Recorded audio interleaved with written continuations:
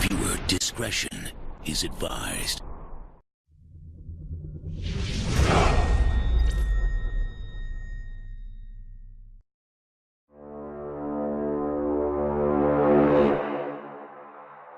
I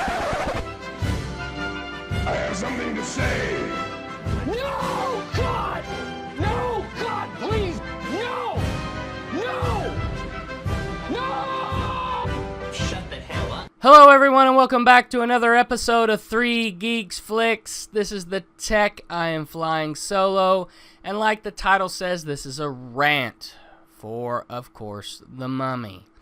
Now, I did this earlier, and I probably was a little too heated afterwards, and may have said some things, so took it down, and we're going to try this again with a little calmer head, so I don't fly off the handle, but I've got a lot to say, and there's a lot that needs to be said, and quite frankly, I'm going to try to be delicate.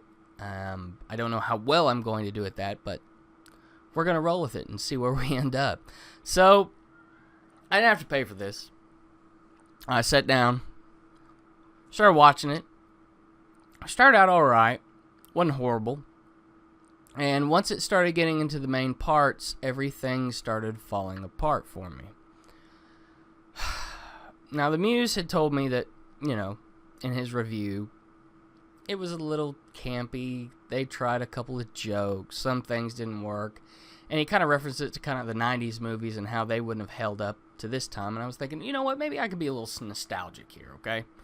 Maybe I can sit down, go back when, and try to find something to enjoy it. Something that maybe showed me that it wasn't so dreadful, to find the lack of a better word. So I gave it a chance. I was trying to be hopeful.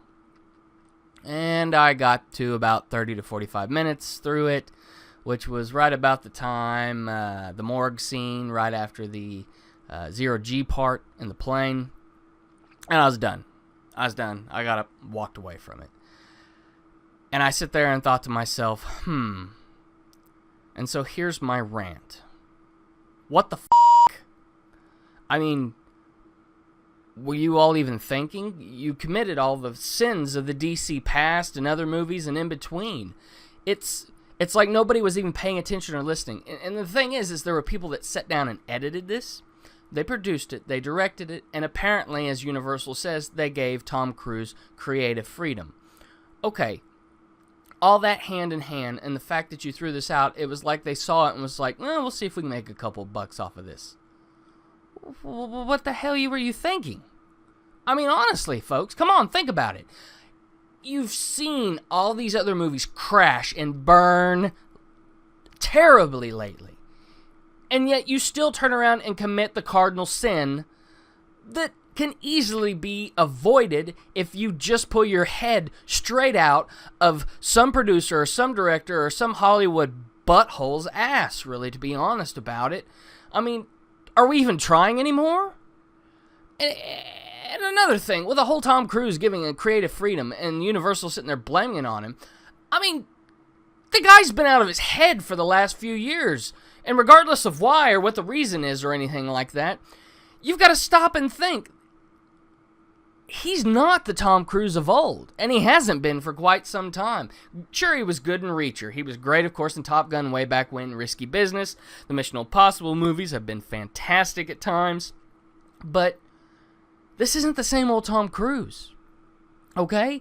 I mean, and Tom, I think it's fantastic. I think it's wonderful that you want to do all of your stunts and everything like that, and doing the zero-G scene and everything. That's awesome. I don't fault you at all. I think that's great, because you're like almost 60 or something and haven't broke a hip yet. That's great. Okay, I give you that all day long. But what the hell, man? It's like, you were there, but you really never even caught me. You never pulled me in. None of the characters made me feel like I was attached or bonded to it. At no time whatsoever did I feel like that I was connected to this movie. It was poorly planned. It fell very flat. And quite frankly, yeah, I only made it 30 to 40 minutes through with it, but I pretty much have a good idea what the end was. I don't need to see the end. I give a damn about the end. It doesn't matter. And so, given that, it's honestly a 4. And I honestly really, really was going to give it something less, but what can I say? I mean, it just, maybe the end was better, maybe it's not, but I really don't care. So other than that, I've been taken down a deep, dark hole, and I was hoping to find a light at the end of the tunnel, and was just left in darkness and really needed a hug. So check us out on Facebook, 3 Geeks Flix. Give us a like, comment, holler, troll us.